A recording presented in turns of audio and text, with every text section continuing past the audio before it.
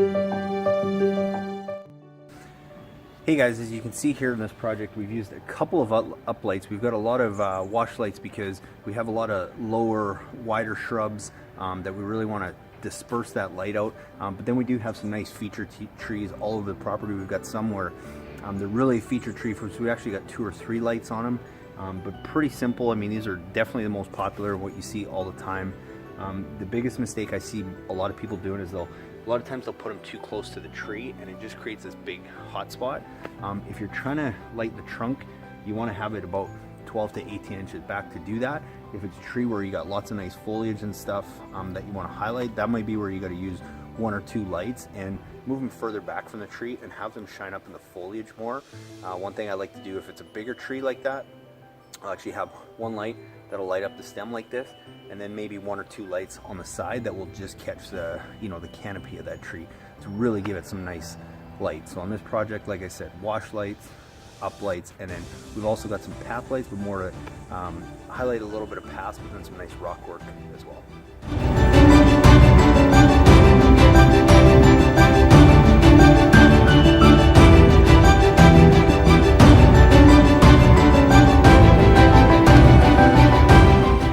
So the first light that we're using for this project is our up light. We use this all the time. We're going to be highlighting a bunch of these beautiful trees here, as well as some evergreen trees. So just a general rule of thumb is if you're trying to light something that's got a nice skinny trunk and there's lots of trunk to work with and light up, you don't want to have that light too far back. You want to get that fairly close.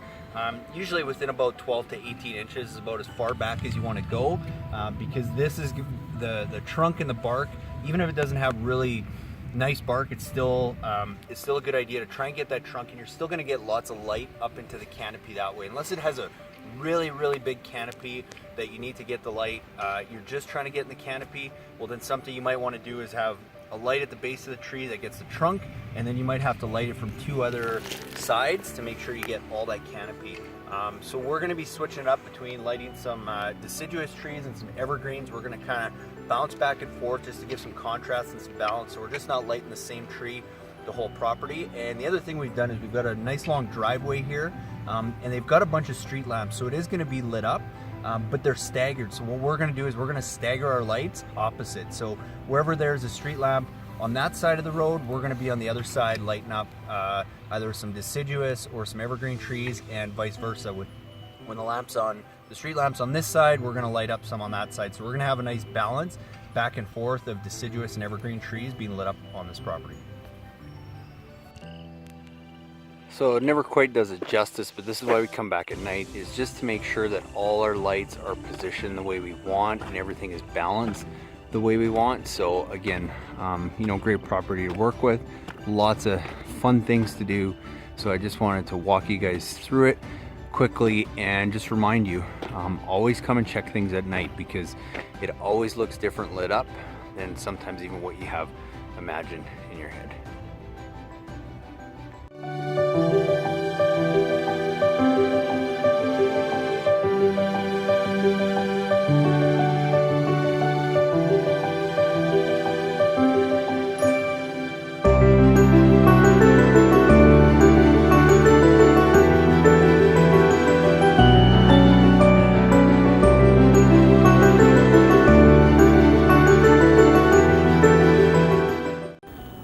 So our last use of uplights on this house is to uplight our tall columnar aspens, which you see all the time. The one thing I see most people do though is they'll try and light every single tree, and before you know it, you've got 17 lights in your backyard, and it's just a lot of the times it's overkill and it's too much. You can always add more lights down the road, but what I recommend is starting with a few trees. So what we've done here is we've got about 8 or 9 of these tall trees in the back. We've only selected to light approximately every second one. We're going to light the 2 on the corner and then 2 of the taller ones kind of in the middle, and that's it. So instead of having 9 lights back here, which not only runs up the cost, also can just be a little bit overpowering, we're just focusing on a few of the featured trees and just space them out properly to give that effect and not to overdo it. So we've got 4 lights where we could easily have 9 or 10, but if you're looking to keep your budget down and still make it look good, a great way to do it is just start with less. Again, you can always add more down the road.